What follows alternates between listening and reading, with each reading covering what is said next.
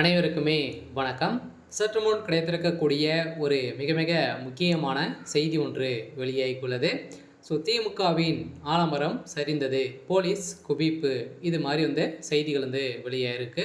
இப்போ பார்த்தீங்கன்னா திமுகவுடைய ஆலமரமாக இருக்கக்கூடியவர் தான் முதல்வர் ஸ்டாலின் அவர்கள். முதல்வர் ஸ்டாலின் அவர்கள் அதிரடியாக சமீப காலத்திலேருந்தே திமுகவுடைய தலைமையகத்தில் செயலகத்திலேருந்து பார்த்தீங்கன்னா திமுகவுக்கு நிறைய எதிர்ப்புகள் மக்களுக்கிட்ட இருந்து பார்த்தீங்கன்னா நிறைய எதிர்ப்புகள் வந்திருக்கு.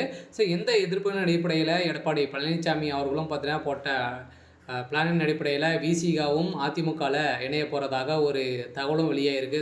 விசிகா அவர்கள் பார்த்தீங்கன்னா திமுகவில் எக்ஸ்ட்ராக இடங்களை கேட்டுட்டு வரும் நிலையில் திமுக எதிர்ப்புகள் கொடுத்துருக்காங்க. இந்த நிலையிலும் அதே மாதிரி இப்போ அதிரடியாக திமுகவுடைய ஆலமரம் சரியக்கூடிய விதத்தில் இப்போ அஜித்குமாரோடைய கொலை வழக்கில் அதிரடியாக திமுகவுடைய தலைமையகம் வசமாக சிக்கி கொண்டு இருக்காங்க. இதில் பார்த்தீங்கன்னா 100 கோடிக்கு மேலே பார்த்தீங்கன்னா பணங்களை இதற்கு வாங்கியிருக்காங்க. இப்போ பார்த்தீங்கன்னா அதிரடியாக 10 கோடிக்கு மேலே பார்த்தீங்கன்னா இந்த திமுகவுடைய தலைமையகத்துக்கு இந்த வழக்கை மறைப்பதற்காக சொல்லியிருக்காங்க. இதன் அடிப்படையில் இப்போ முதல்வர் ஸ்டாலின் அவர்கள் பார்த்தீங்கன்னா சதுரடியாக நீதிபதி ஒரு 200 கோடிக்கு பேரம் பேசி இப்போ வசமாக சிக்கி கொண்டு இருக்காரு.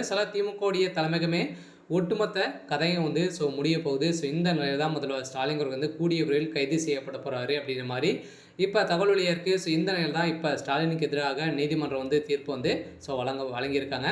இதை பற்றி இந்த வீடியோவில் நம்ம முழுமையாக பார்க்கலாம். அதுக்கு முன்னாடி நம்ம சேனலுக்கு இப்போ தான் நீங்கள் முதல் முறையாக வந்திருக்கீங்க அப்படின்னா மறக்காமல் நம்மளுடைய சேனலை சப்ஸ்கிரைப் பண்ணி சப்போர்ட் பண்ணுங்கள்.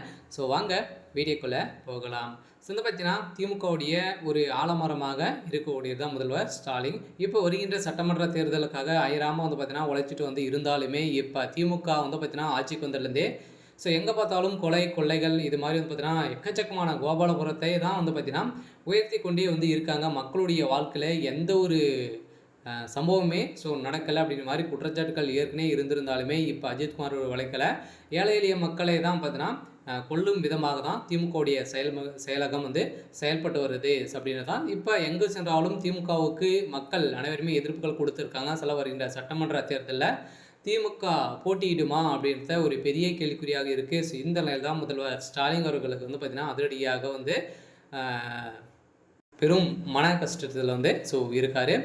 கட்டாயம் திமுகவுக்கு நிறைய எதிர்ப்புகளும் அதே மாதிரி பார்த்தீங்கன்னா இப்போ இந்த அஜித்குமாரோடைய வழக்கில் எக்கச்சக்கமான பணங்களும் அதே மாதிரி பார்த்தீங்கன்னா இதில் திமுகவுடைய தலைமைக்குமே இதில் மாட்டி சிக்கியிருக்காங்க இல்லையா. முதல்வர் ஸ்டாலின் அவர்களே இதில் சிக்கியிருக்காங்க. இவருக்கும் இதில் தொடர்பு இருக்குது அப்படின்ற மாதிரி தான் இப்போ தகவல் வெளியாகி வருது.